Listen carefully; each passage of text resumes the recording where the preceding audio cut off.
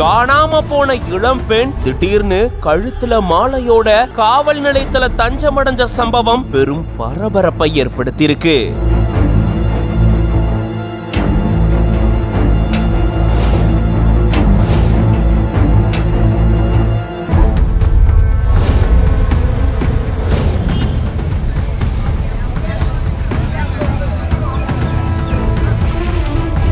பெண் மாயமாயிட்டதா பெற்றோர்கள் பதட்டத்துல இருக்க, இளம் பெண்ணோ காதலரோட கல்யாணம் செஞ்சுக்கிட்டு வந்திருக்காங்க. என்ன நடந்தது விரிவா இந்த வீடியோல பார்க்கலாம்.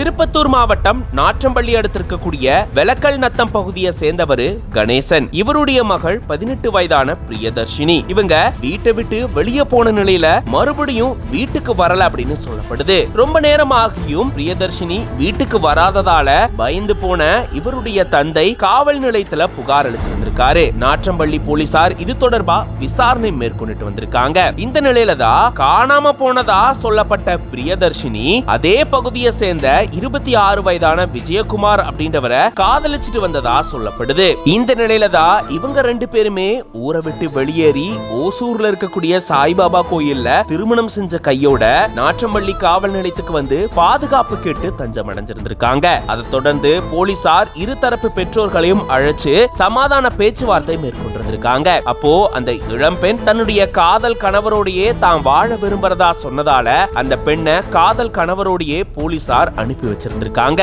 தங்களுடைய மகள் காணாம போயிட்டதா பதறி போன பெற்றோர் காவல் நிலையத்துல புகார் கொடுத்து தேடிட்டு வந்த நிலையில அந்த இளம் பெண்ணோ கழுத்துல மாலையோட திருமணம் செஞ்சுட்டு வந்த சம்பவம் அங்க பரபரப்பை ஏற்படுத்தி இருந்திருக்கு. இது பத்தின உங்களோட கருத்துக்களை கமெண்ட்ஸ்ல சொல்லுங்க. மேலும் பல செய்திகளுக்கு பிஹைண்ட் உட்ஸ் பேஜை ஃபாலோ பண்ணிக்கோங்க.